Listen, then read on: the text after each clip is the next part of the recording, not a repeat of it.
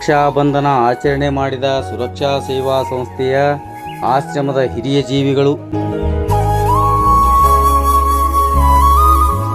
ನಗರದ ಅಂಗವಿಕಲರ, ಅನಾಥರ ಹಾಗೂ ವೃದ್ಧಾಶ್ರಮವಾದ ಸುರಕ್ಷಾ ಸೇವಾ ಸಂಸ್ಥೆ ಇಳಕಲ್ಲದ ಆಶ್ರಮದ ಹಿರಿಯ ಜೀವಿಗಳು ಸೇರಿದಂತೆ ಸಂಸ್ಥೆಯ ಸದಸ್ಯರು ಹಾಗೂ ಆಪ್ತ ಬಳಗದವರ ಮನದಲ್ಲಿ ಸಂತೋಷ ಸಡಗರ ಮನೆ ಮಾಡಿತ್ತು.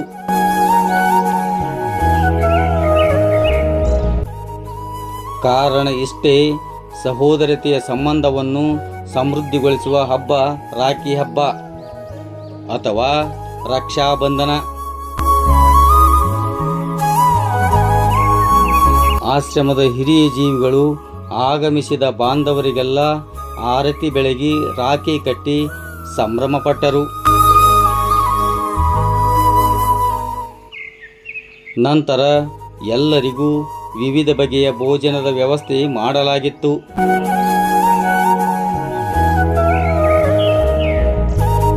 ಆಶ್ರಮದ ಹಿರಿಯ ಜೀವಿಗಳು ಸೇರಿದಂತೆ ಎಲ್ಲರೂ ಒಟ್ಟಿಗೆ ಸೇರಿ ಭೋಜನ ಸವಿದರು.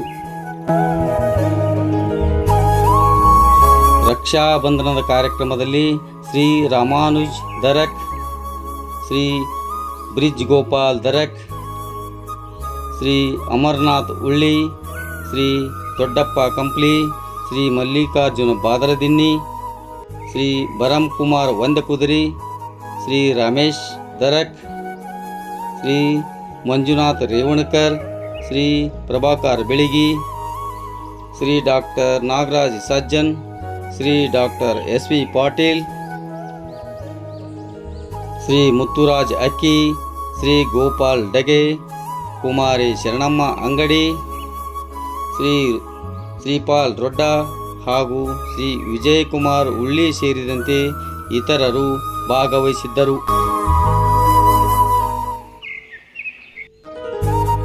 ಸಮಸ್ತ ನಾಡಿನ ಜನತೆಗೆ ಸುರಕ್ಷಾ ಸೇವಾ ಸಂಸ್ಥೆ ವತಿಯಿಂದ ರಕ್ಷಾಬಂಧನದ ಹಾರ್ದಿಕ ಶುಭಾಶಯಗಳು.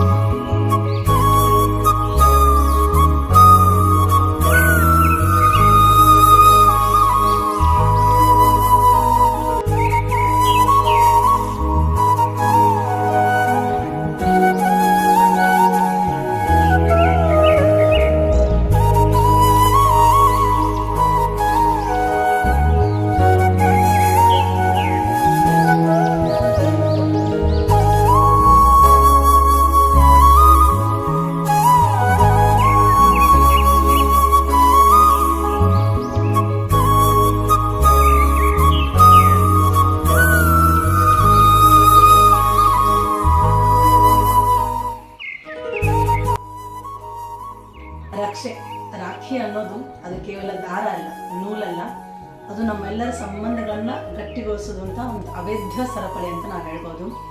ರಕ್ಷಾಬಂಧನ ಕೆಲವೊಂದು ಕಡೆ ಬೇರೆ ಬೇರೆ ಕಡೆ ಬೇರೆ ಥರ ಆಚರಿಸ್ತಾರೆ.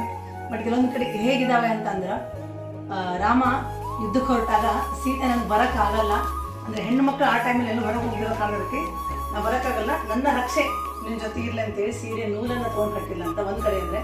ಇನ್ನು ಮಹಾಭಾರತದಾಗ ದ್ರೌಪದಿ ವಸ್ತ್ರಾಭರಣ ಆಗಬೇಕಾದಾಗ, ದ್ರೌಪದಿ ವಸ್ತ್ರಾಭರಣ ಮಾಡಿದಾಗ ಕೃಷ್ಣ ಬಂದು ಕಾಪಾಡ್ತಾನೆ ದ್ರೌಪದಿನ. ಅವಾಗ ದ್ರೌಪದಿ ಹೇಳ್ತಾಳೆ, ನಾನು ಇಷ್ಟೆಲ್ಲ ನಿನ್ನಂಗೆ ಮಾಡಿದೆ, ನಾನು ನಿಮ್ಗೆ ಏನೂ ಮಾಡೋಕ್ಕಾಗಲಿಲ್ಲಲ್ಲ ಅನ್ನೋ ಒಂದು ವಿಚಾರ ಪದವನ್ನು ಇಟ್ಕೊಂಡು ನನ್ನ ರಕ್ಷೆ ನಿನಗೆ ಯಾವಾಗಲೂ ಇರಲಿ ಅಂತೇಳಿ ಸೀರೆ ನೂಲನ್ನು ತೆಗೆದು ಕೃಷ್ಣನಿಗೆ ಅವರು ಸಮರ್ಪಣೆ ಮಾಡ್ತಾರೆ ದ್ರೌಪದಿಯವರು.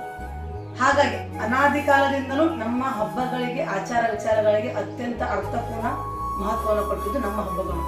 ಹಾಗಾಗಿ ಇವತ್ತು ರಕ್ಷಾಬಂಧನ ಬಂದೈತಿ. ಮನೇಲಿರೋ ಅಂತಂದ್ರೆ ನಮ್ಗೆ ಎಷ್ಟು ಇಂಪಾರ್ಟೆಂಟ್ ಆಗ್ತಾರೋ, ನಮ್ಮ ಸಮಾಜದಲ್ಲಿ ನಮ್ಮ ಸುತ್ತಮುತ್ತ ಇರುವಂಥ ಅಂತಂದ್ರು ಸಹ ಅಷ್ಟೇ ವೆರಿ ಇಂಪಾರ್ಟೆಂಟ್ ಆಗ್ತಾರೆ. ಮನೇಲಿರೋ ಅಂತಂದ್ರೆ ನಮ್ಮ ರಕ್ಷಣೆ ಮಾಡಿದ್ರೆ, ಹೊರಗಡೆ ಇರೋ ಅಂತಂದ್ರು ಸಹ ಹೊರಗಡೆ ನಮ್ಮ ರಕ್ಷಣೆ ಮಾಡ್ತಾರೆ. ಅವರೆಲ್ಲರ ಬಾಂಧವ್ಯ ಸದಾ ಹೇಗೆ ಇರಲಿ ಅಂತೇಳಿ ಸುರಕ್ಷಾ ಸೇವಾ ಆಶ್ರಮದಿಂದ ಬಯಸ್ತೇನೆ. ಧನ್ಯವಾದ.